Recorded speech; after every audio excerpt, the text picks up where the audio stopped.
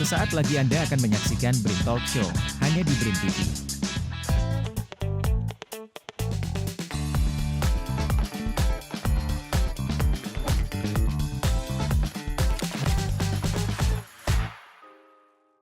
Good afternoon, kawan BRIN. Welcome to BRIN Talk Show, where insightful conversation and thought-provoking discussion take center stage. But first of all, let me introduce myself. My name is Dinabani Cahyadi, your gracious host for this afternoon. But today, I'm not alone. I'm here with my partner, Raiden. Hello everyone, my name is Raden Khairin Chandrabaiti and I'll be your co-host for today. And we are very welcoming a warm greeting to everyone, kawan BRIN watching out there.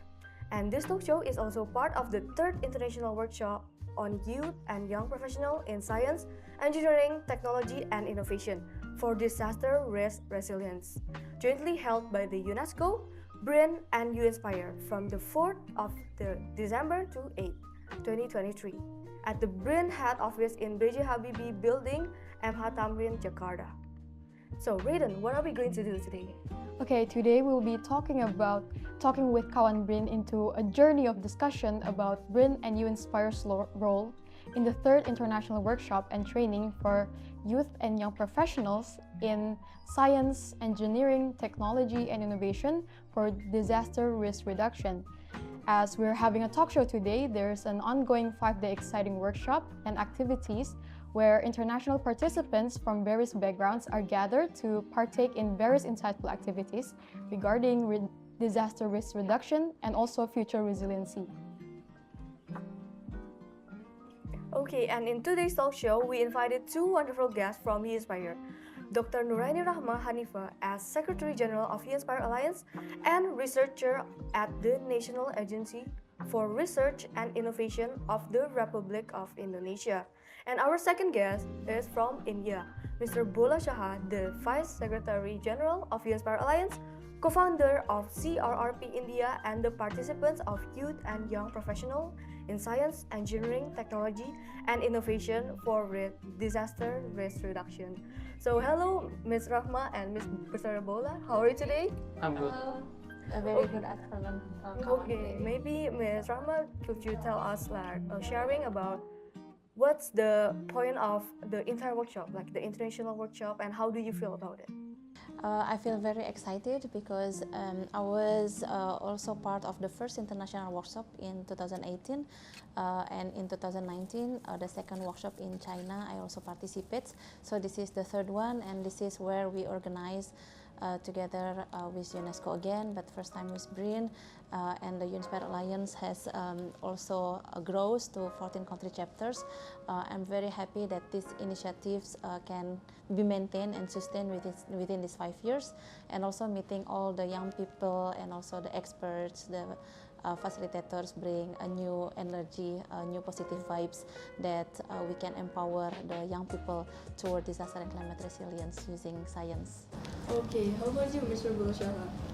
So I think this has been a huge learning experience, and being with U-Inspire Alliance since 2019 and working with Indonesia, like we're growing up together, so as to say, it has been a huge learning experience for me, and being alongside with her as a Vice General Secretary, I think we did a lot of things which could empower the youth, make youth understand the importance of to be the leader of the future. You need to have experience, you need to have expertise, and that is only possible when you have knowledge. So I think we have been very much fruitful in doing this throughout the process starting from 2019. So seeing the results that we are seeing now, how every country chapter is presenting their work, the small kids coming and asking things about disaster management at this stage, if I would have been at that stage, I think probably I didn't know anything about disaster management. So seeing this youth being so curious about disaster management and disaster risk management, it's really wonderful to see. I think I'm having a lot of good vibes over here. Thank you. Like a lot of youth and youngs having experience here, and they could share what they thought about the international workshop and training. And for today, we are holding the international workshop at BRIN office. So what I have to do a research for you, Ms. Rahma. You're a researcher in BRIN. So maybe may Ms. Rahma share what BRIN significant roles in this YYP initiative for DRR? Okay, thank you very much.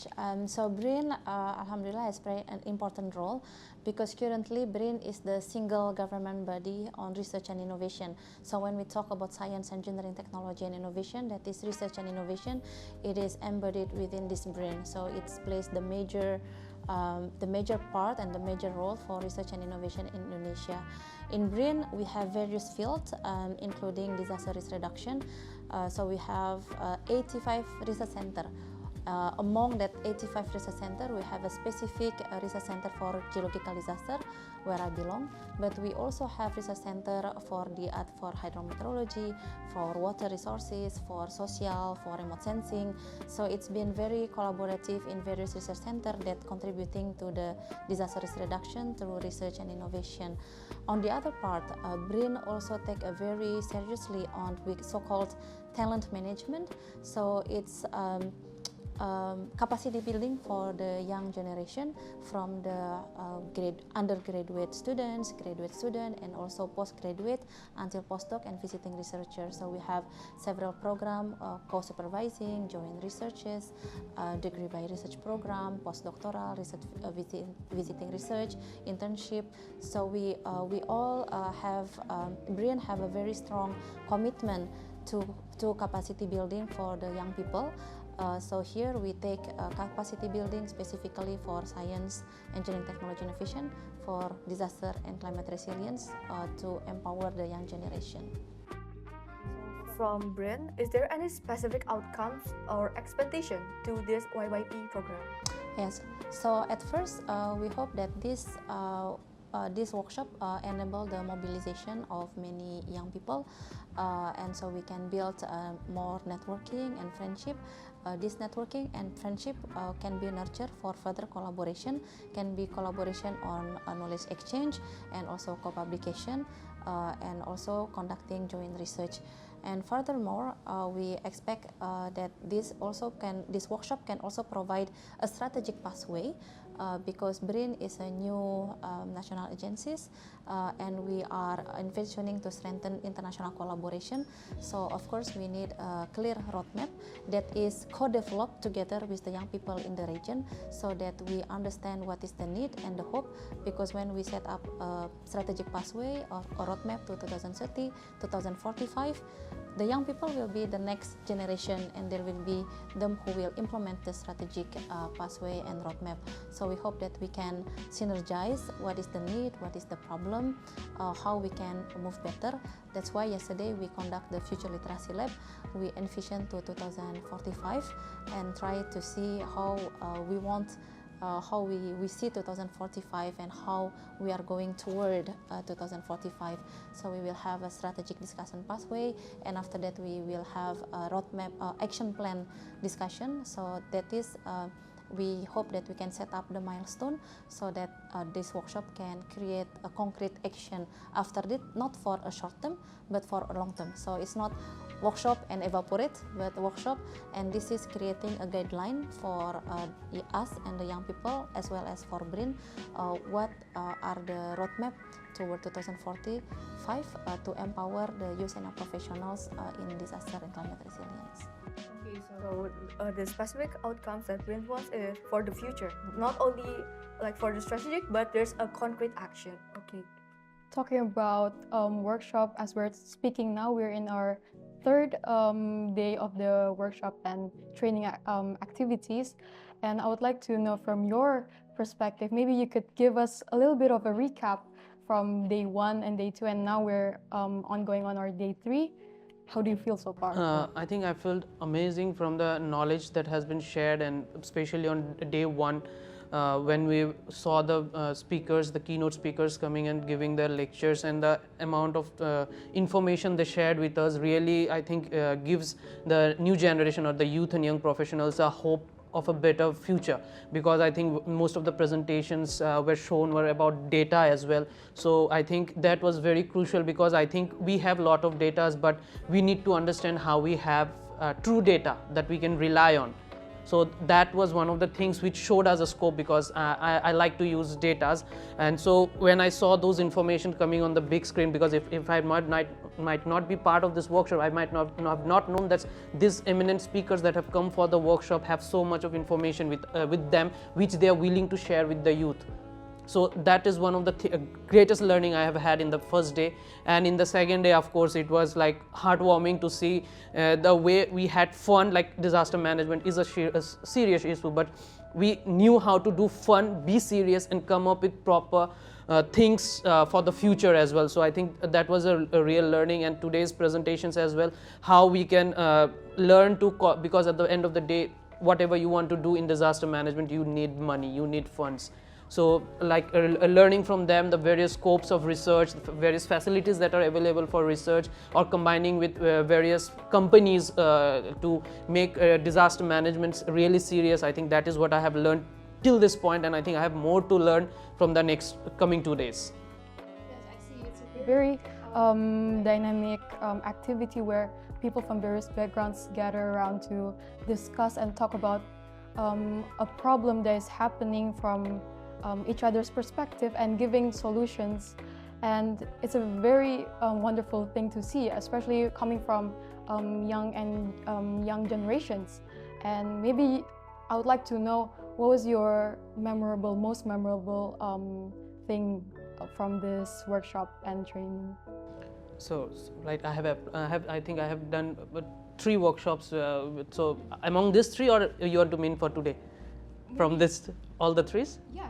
All the 3, I think the most amazing moment was the Jakarta Declaration. Like, that was the most amazing thing that I have been ever part of. Like, doing that declaration, and Professor Sabaz Khan pushing us to make it a huge event. Like, we are discussing of collaborating, but having the Jakarta Declaration, right, really gave us hope, so as to say, because we as CRRP India, we started way earlier.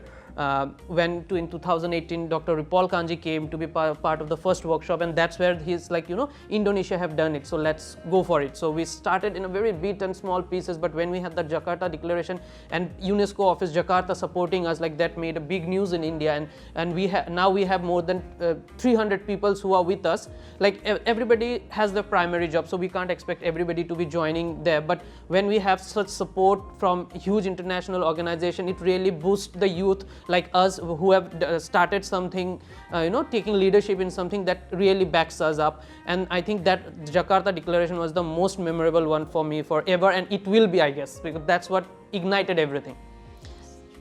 So the Jakarta Declaration is actually the birth of UNSPIRE Alliance. It's the UNSPIRE Alliance Declaration in Jakarta in 2019 by 8 country chapters. So it provides a very big momentum for the 8 country chapters, because now we feel that we are together, bonded in one platform, ready to work together. And speaking about one of the topics that have been discussed in this workshop was about climate change. Am I right? Talking about climate change, is there like a nature-based solution? And I have done research about you. You seem to be very interested in this particular topic.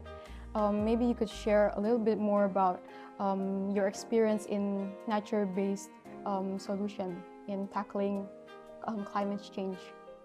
Yes, I think nature-based solution, if I have to say in simple terms, it's like having green infrastructure over grey infrastructure, as a single liner, if somebody wants to understand. So like when we talk of nature-based solution, we need to have green areas to absorb the excessive, whatever you want to say. We have in the meeting just now, we had talked about heat action plan that has come up because of the heat waves that are coming in India. So you want to reduce heat, you need greenery, you need trees, right? So that's what is nature-based solution. Then you are facing floods, you need to have wetlands to absorb the water. You need to have green areas to absorb the green areas with where you can absorb those excess water. So basically, nature-based solution are very simple steps that we need to do. And in one of the projects that I was doing with Loughborough University as well, that in India, like we had a partnership with Loborg University, and we were working on nature-based solution as well, and there we tried to involve with the community, because what I feel as DRR professionals, we have to make the community resilient. So what we did was we did a workshop with them. First, they had no idea what is nature-based solution, so we first tried to share the knowledge with them. Then we tried to understand their problem, and then we tried to relate our desk-based survey with the on-site survey, and then come up with a solution to the community which is understandable to them. We developed live models in front of them to show why the gray areas, that is the concrete areas, is having flood issue and not the green areas. We built up live models in front of them to showcase them, and they understood in so simple ways. And at the end of the workshop, it was like they were giving us idea that in our community we can do this. But the problem that we faced at the later stage was they had the ideas, they had the simple ideas, but they are people from the poor communities. The poor communities are the ones that are facing more trouble. So they had no fundings again, and we as researchers, we don't have that much fund. So again, we want to help them, but we cannot help them. So funding is another big issue that comes about in, like, the dark side of nature-based solution. Educative workshop, and I'm curious, was there any similar workshop in YYPs Indonesia held about nature-based solutions too? Yeah, so YYPs Indonesia also have a concern in nature-based solution. Some of our members are engaged both in conducting research. For example, Dr. Anissa Trianti, that is currently in Holland, but from Indonesia, also one of the founder of YYPs Indonesia, and also some of our friends are actively engaged in mangrove planting. So it's a concrete action, not only advocating for nature-based solution, but also conducting concrete action, planting mangrove in the northern part of Jakarta, in the coastal of Bali, and also during the tsunami expedition by BNPB, we also joined to planting for the solution. This make me remember of our former head of the National Disaster Management Authority, Bapak Doni Monardo, which I really grieve due to his loss. He just passed away last Sunday, and his very basic taglines is "We protect the nature will protect us." So I think the nature play a very important role, and we've been trying to also engaging to take care of the nature more on concrete action with the local people. Yes. I'm sure many Kawan BRIN out there are also interested in nature-based solution, giving a solution for climate change. Maybe you guys would like to give, what can we do for Kawan BRIN, people out there, a simple solution that we could do to tackle climate change, and it is maybe a thing that we could do in the comfort of our home, maybe the simplest thing. I have a great idea for that. Like when I was doing my bachelor's, and then when I shifted to master, because I'm basically an architect, so like thinking architecturally, like we have a problem of water level depletion, right? What a simple idea that came up to our mind, and like we were discussing among friends, was we have in India, if we go as per statistics, from one house you have 100%, let's say you have 100% of wastewater that is flowing out. Now this wastewater, there are two different parts. One is the grey water, another is the black water.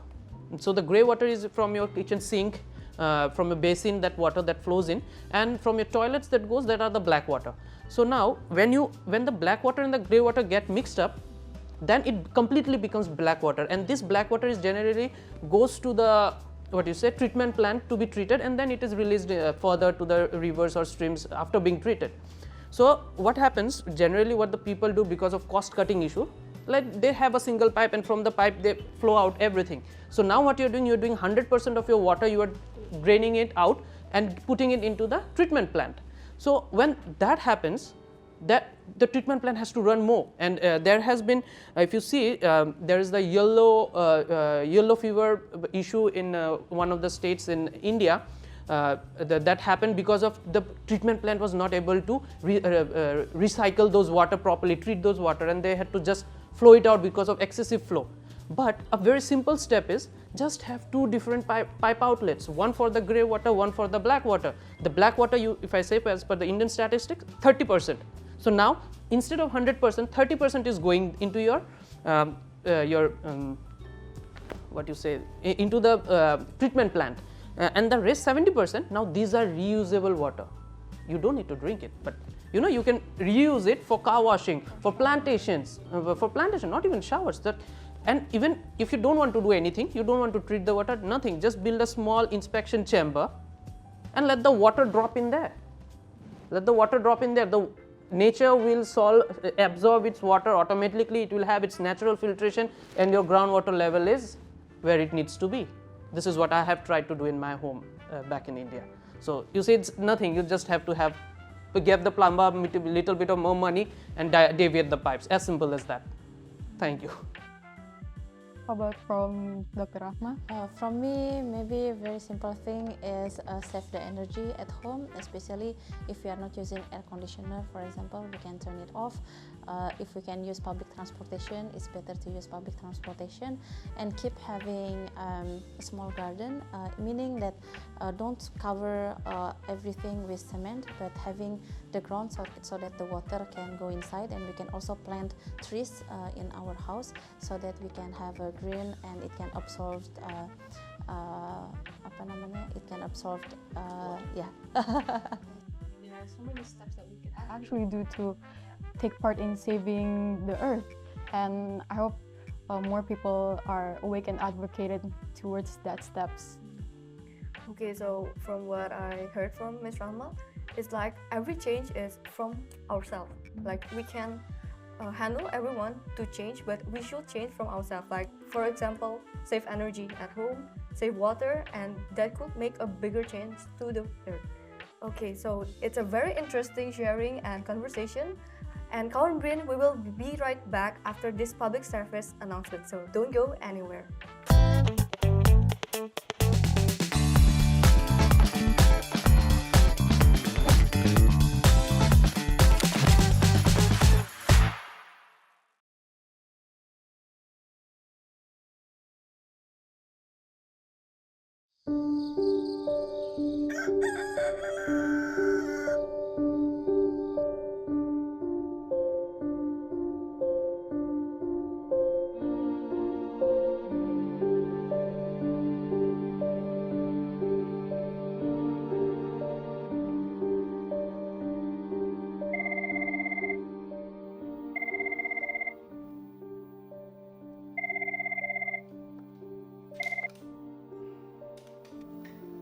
Halo, selamat pagi.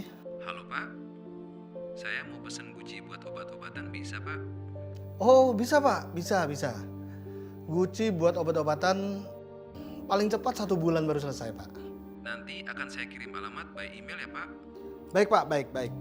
Nanti kalau sudah selesai barangnya segera akan kami kirimkan ya. Terima kasih kembali Pak. Ya.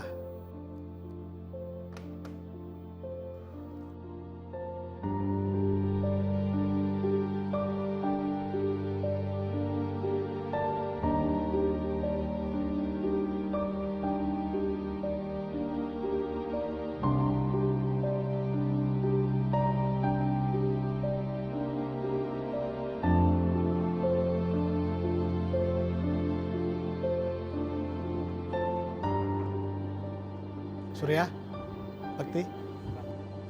Pak. Kita dapat pesanan baru lagi. Guci tempat obat-obatan. Nah, jadi masing-masing dari kalian bikin 1 lagi ya. Baik Pak. Oke. Siap.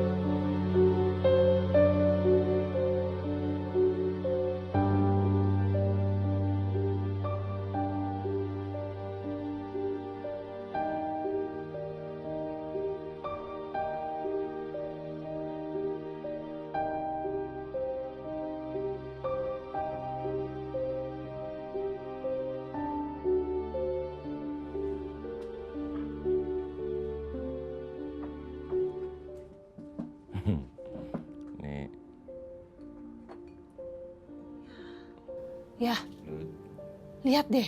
Ini 1, 2, 3, kurang 1 lagi ya. Biar bagus dilihat dari depan ya kan? Ini kan cukup. Iya, ya percuma ya kerja di tempat begituan tapi nggak bisa ngasih 1 aja. 1 lagi ya, biar bagus. Ya sabar ya. Tapi kapan? Aku udah minta sering kan sama ayah. Iya kamu sabar. Males ah. Iya nanti Baju dibikinin. 1 aja susah. Bu. Males.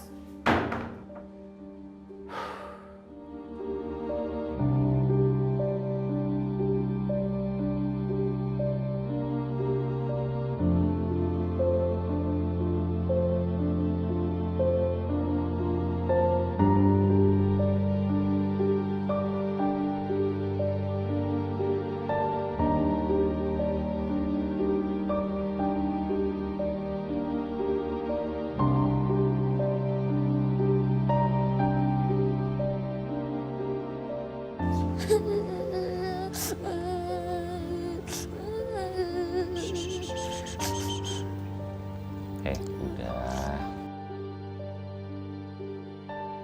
Jangan nangis. Nanti ayah bikinin yang baru.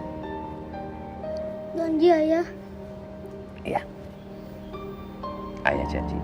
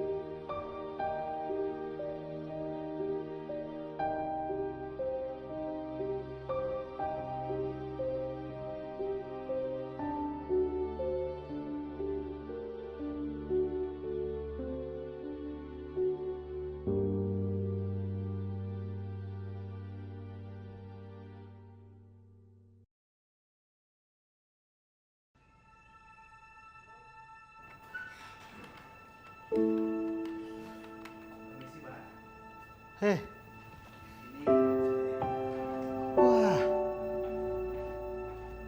sudah selesai ya?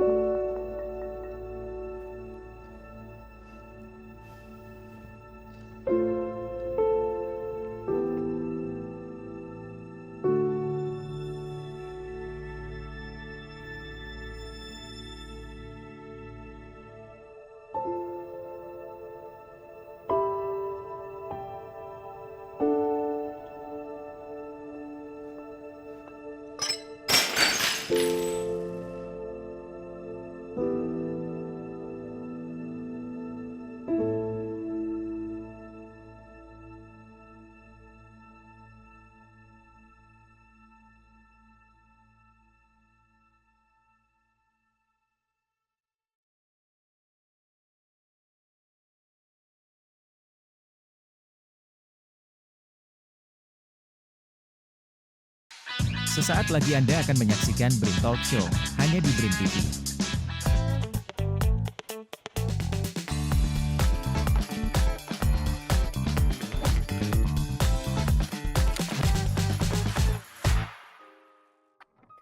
Okay, hello kawan BRIN, we are back. So today we are gonna proceed about the talk show with Miss Rahma and Mr.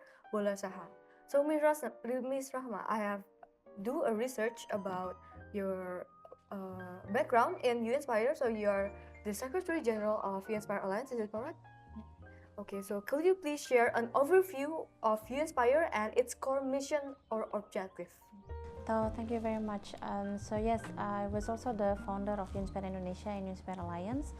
And so the YYPs Alliance is an alliance of youth and young professionals in science, technology, engineering, and innovation for disaster and climate resilience in Asia and the Pacific. And we are growing into 14 country chapters currently after 5 years. And our mission is to empower the youth and young professional in the region to contribute more to the science policy action nexus. So we try to bridge between science to policy, science to concrete action, but also bridging from the local, national, and global level, and vice versa from global, national to local level.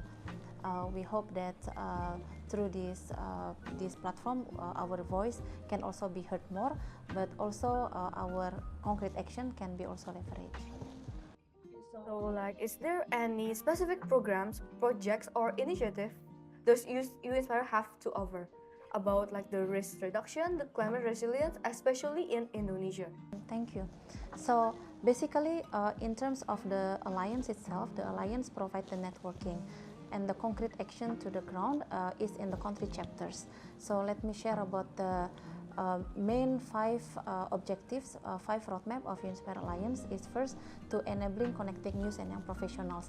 So through this Inspire Alliance, we can connect with India, with Malaysia, with the young people in Nepal, in Afghanistan, in Malaysia, and not only for just one workshop, but continuously. And we can think and discuss what kind of knowledge sharing we want to talk, and also other dialogue. So this creating the connection with the young people, and also creating the network, meeting the network with the prominent international organizations such as the United Nations. So we are connected and build nature with UNESCO Office Jakarta, also with UNDRR, with UNMGCY, and not only UNESCO Jakarta, but also UNESCO from Aceh region and from the headquarter. The second objective is to enabling networking, dialogue, and capacity building. This is conducted through series of workshops like this. So we have the international workshop, this is our 3rd time, but also we conducted the Future Literacy Lab online, and also this is our first offline Future Literacy Lab. We're conducting DRR, Let's Talk DRR. So we have several programs for capacity building, also critical writing workshop, but it's not only not only workshop, but also various events. So we can also be promoted as speakers to prominent high-level meetings of the United Nations, and also from other international organizations. So we have a place to voice out and advocate the voice of youth and young professionals. The third one is promoting innovation, and this promoting innovation we conduct through the knowledge sharing. So we share what kind of innovation has been conducted in Indonesia, in India, and in Nepal. For example, in Indonesia we have the UAV for humanity, as well as in Nepal and India, and so we can knowledge exchange, so we can conduct better. In India, they conducted the Mili Juli for with a community level, creating a very good book, and so it also inspired the other country. So there are several kind of innovation, both in technology, but also socially, and different methodology approach. The fourth one is on promoting DRR access to information, because sometimes we don't know where to access the information. So by having this network, we provide one platform where we put where we can seek the information from various countries. And the fifth one is on monitoring and evaluation. So we also, to be recognized in the UN level, we are promoting to also be in the Sendai framework voluntary commitments, which is put in the website of UNDRR. Currently we have 5 country chapters already put their commitment there, but also we try to monitor and evaluate how we can, what is the activities within each country chapter, and how we can do better. So this is conducted this time through the Inspire Alliance Assembly meeting. We've been talking what works, what doesn't work, and we also have a new leadership taking part. So that is in the alliance level. Maybe I will not talk very precisely on the country chapters level, because in the country chapters level, each country chapters is different. Now in the workshop, we have about 10 country chapters presenting about what they are doing in concrete action, and they're very, very interesting, very inspiring. In Indonesia, there are initiatives of outsmarting disaster. Maldives has created a very significant progress, as well as India, Bola just presented. So while the alliance serves at the networking, knowledge sharing, and advocacy process, in the country chapters, they are serves as the bridge between global, national to local people and working really concretely. And we see there are mainly 6 areas that the youth and young professionals are working. The first, of course, is on science, creating research and publication, but not stop there. So they're also doing the dissemination through various methods. For example, this kind of methods, not only conference, but also knowledge sharing with the public, with the community. And then the third one is concrete creating innovation for the low-cost innovation and other type of innovation. The fourth one is concrete action with the local community, to the schools and to the community. So the young people are very, very agile, also including the UMN students and other students. We can work very creatively and very high energy with the community and can be mobilized to many places in the area. And also now, the fifth one, we have an increase in sociopreneurship on disaster. So disaster is not only disaster happen and the volunteers come, but we can also conduct a new mechanism of entrepreneurship, but also having a social aspect. So we are working for humanity, but also thinking about the business process so that we can contribute to the disaster reduction and climate change adaptation in a more sustainable manner. So I think that's more and less. Oh, and the sixth is science communication. So science communication, also the young people are very creative in how to translate the language. So scientific language is maybe difficult to understand with the other people, but the young people have their own language to communicate it better through various media, infographic or video or games. So that's also an area where we see many of our Unspire members and the young people are really good in taking part. Okay, so regarding the workshop, just now you just speak about the workshop. Like there is 8 countries, and the international workshop today was presenting. Maybe is there any continuation from the Unspire Alliance regarding to the workshop? The continuation from this workshop, yes, of course. The continuation of this workshop will be determined through the strategic pathway that we conducted, and also through the action plan and roadmap. So having the strategic pathway and action plan, we can have guidance and set the milestone on what will be our next activity. And also the alliance, because it is a network, it maintains the communication and coordination with other country. It's not only 8 country chapter, we have 14 country chapter. And hopefully we will have also new country chapter. We have heard from Laos and from Timor-Leste. They are keen to establish their country chapter as well. So we hope that we can find a good strategic pathway and continue working together in the long term with the young people in the region. Okay, so there's 14 country chapter in here. And Mr. Bulashaha, you're from the Indian chapter, right? Yes. As we've heard from your side, you've talked about the previous and future activities that will be conducted, and it will touch on so many different topics too. And I'm curious to know from the Indian chapter of it, maybe you could give us a little bit of information about the past activities that have been conducted and maybe a future activities that would like to be held. Okay, so I'll come to the past activities first. I think at a very initial stage we started off sharing of information, letting people know that for the youth who are in disaster risk management, you have a scope for it. And so that was our first thing, and that's where we talked on a talk show similar to like this, but at a very smaller scale. We call it chai pe charcha, talk over a tea. Like you sit down, you take your tea, and we discuss it over. So there we came to know what are the problems DRR professionals face, and what are the opportunities this DRR professionals get. So from there we started off. We took some small projects at community level, at the state level, as well as at national levels, conducting webinars, seminars, bringing in out our views, giving opportunities to the DRR professionals professionals to be part of those webinars and seminars as well. So from there we had a good impression, and then from there we moved on to doing a project of which was a turning milestone for us, was the project Milli Julia. She invested, like, the project was basically that we have to, and it was during the COVID times, like the project has already been floated to us and then the COVID struck. So we had to collect stories of resilience, like, there are small people who do a minor change in the community and the community is resilient against disasters. So what we did, our job was to collect those stories only and submit a report. That's that was the simple exercise that was given to us. So, and we being youth and having innovation filled with us in every day-to-day life, we thought, why will we just submit a report? It will be on some corners, so what happened was, like, I'm an architect, so I teach as well in an architecture institute.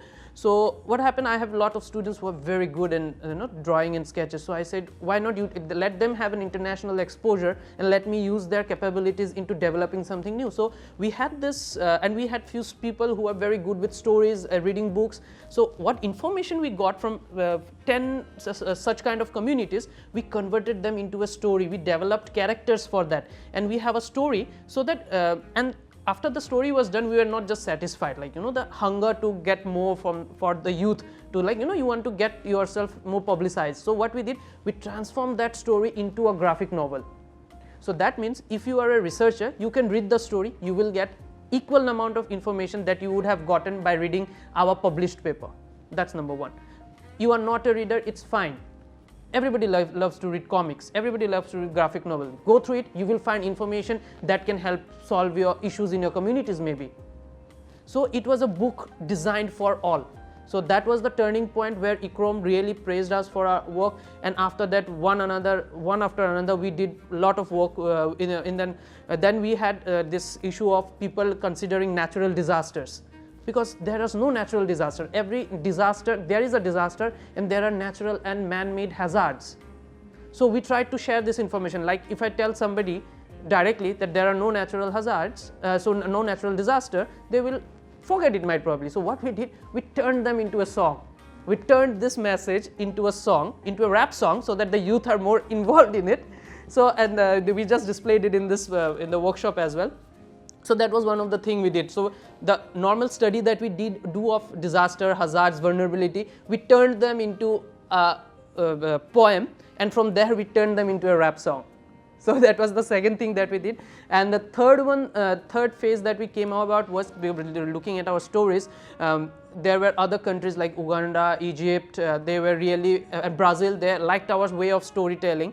And then they then we collaborated with them and helped them out how we can do these things. And then again, the recent project that we did was of heat action plan. Regarding the heat waves, and how we incorporated architecture there, how the old type of houses type of construction can be used in the new days, and then you can have your heat problem solved. And again, we had this tiffin box, a small prototype which helps in understanding humidity and temperature, and that is a very simple device, but it helps you to take care of your health as well, take care of your situation. Like, it's too hot, if I go in the hot sun with this temperature, I might have this disease, I might fall sick for this, my family members can. So it's a very simple device. It's just a prototype, and it's in a development phase, very, very basic. So, but that's what we are trying to take it forward. Let's see where it goes. That is one part, and we want to involve our youth in India more into getting experience, because only academic text-based study will not help people become leaders of the future. You need experience, you need on-site experience. So wherever there is possible, we take people to our work sites, and when you take to work sites, there is again expenses. So funding is a big problem, and for youth we know that there will be struggle in the starting days, but we are not giving up any hope as of now. Thank you. That's really amazing, and it's very impressive knowing the solutions, and it really seems that from Inspire they really know their target, and they're trying to find a solution based on their target, and they have their own niche. And I'm curious to know, has Inspire program ever talked about maybe a topic of inequalities, maybe specifically towards gender equalities? Maybe you can explain to us. So that is exactly the theme that we are bringing in this workshop. So this workshop is talking about turning inequality into empowering the powerful. So inequality here is not only, of course, we have inequality in terms of how to empower more youth and also women, gender balance, disability, and marginalized people, but also how to encounter the inequalities in terms of access to opportunities, access to resources, access to higher education, access to information. So we also try to discuss about that inequality. We have the first discussion in the World Cafe discussion on Monday was about inequalities, and we find there are several gaps about inequalities. And today we are discussing about strategic pathway on how to address those inequalities to turn into opportunities. So we try to find solution for addressing these inequalities and empowering more the powerful. Amazing. You know, I'm sure Kawan BRIN and us also see you as a very inspiring figure, as you're one of the initiator of this program and activity. And it's really inspiring, especially towards young generations, maybe towards females too. And in your opinion, do you think women have a significant impact and role in disaster risk reduction? Yes, I believe that women has a very significant role, either as women, as us as a woman, but also as a mother, as a daughter, as a sister, and also as part of the community. So as a mother, mothers are always very protective to their children and also to the family. So usually every time when we gather with the women and we discuss about how to conduct disaster reduction, they will do this, the really concrete action. They will firstly prepare the emergency bag, for example, or a little bit tidying their house. So restructuring the house so that it will be easier to evacuate. So women usually take action faster because they are very concerned to the children. And also once the women and the mothers know about safe school, for example, they will ask the school, how is the school of my children? Is it already safe school or no? If not yet, please conduct the safe school. So that is one side that women have. But also on the other part, when women are provided with opportunities, for example, I believe that I'm one of them that have opportunities, and that opportunities is actually given from families, from our environment, and also from our working place. So my father always motivate me to pursue higher education. So I always thought that I will study until PhD. It's already in my mind because that's how I was educated, and my father, my mother provided that opportunity to me. But also once getting married, my husband also provided. I was married undergraduate student.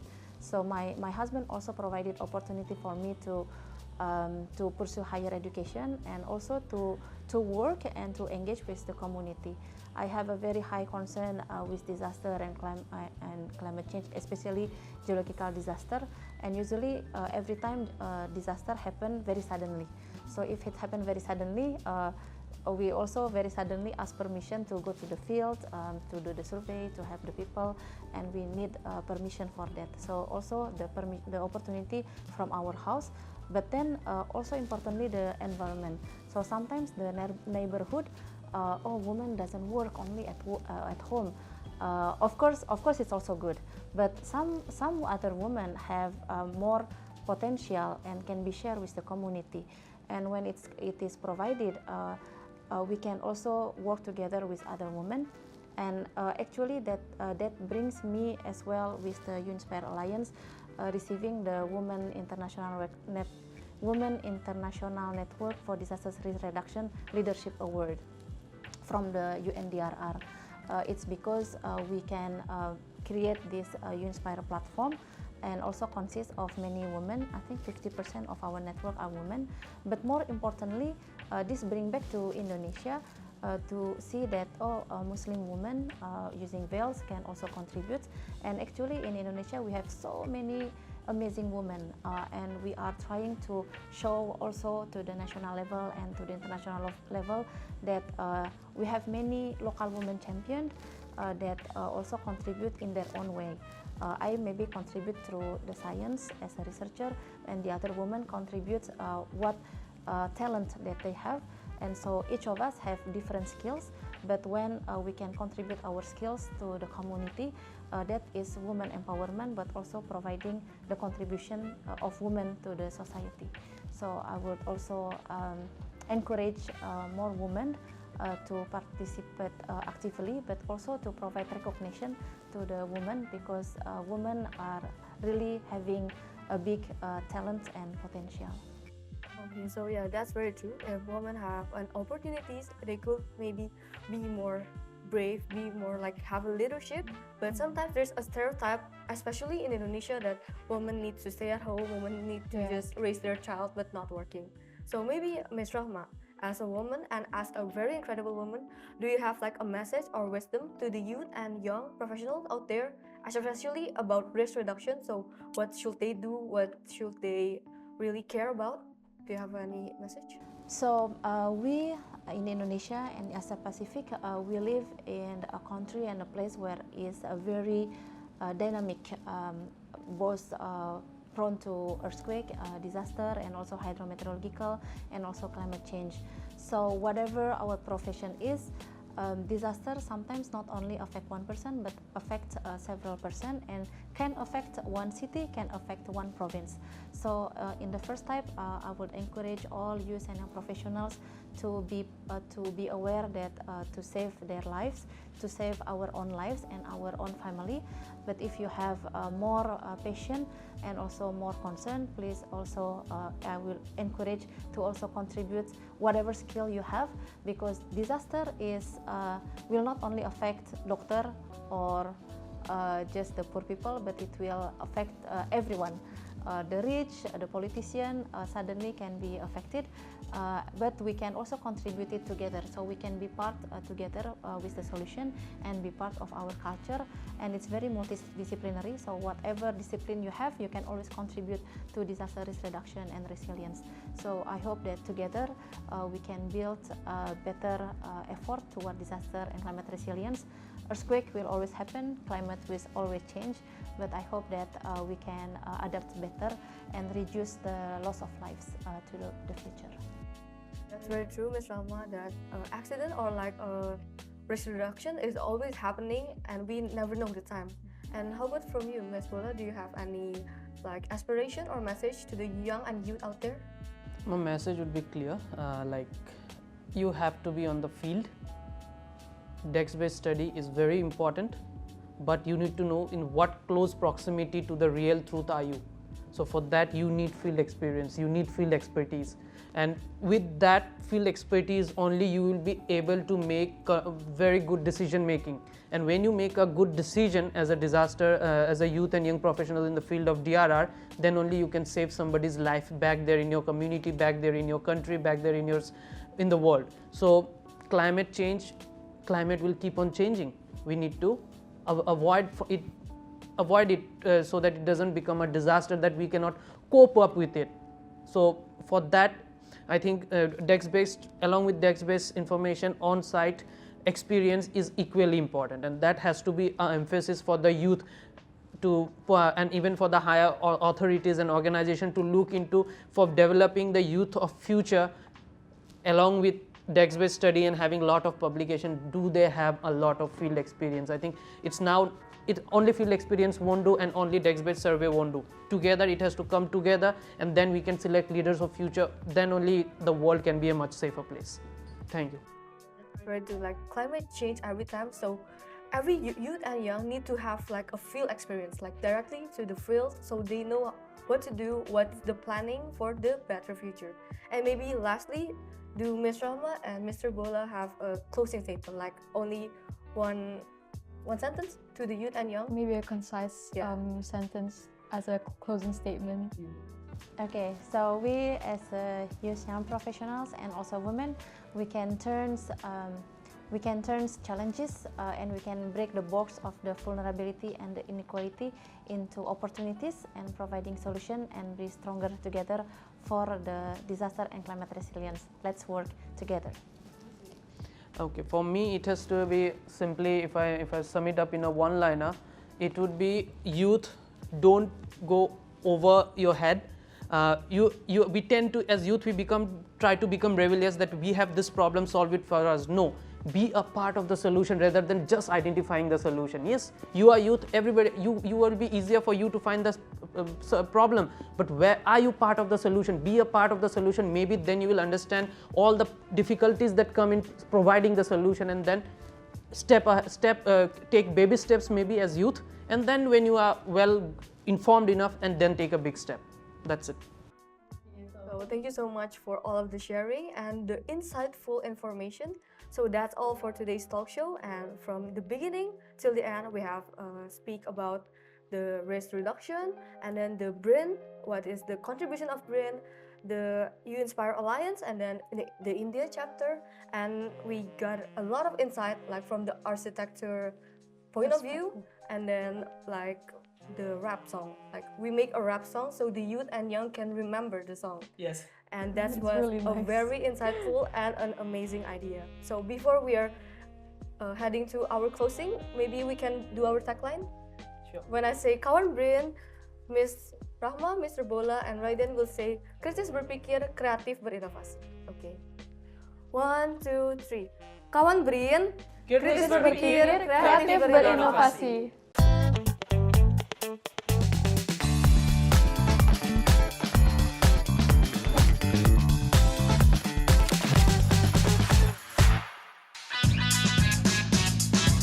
Anda baru saja menyaksikan BRIN Talk Show. Terima kasih.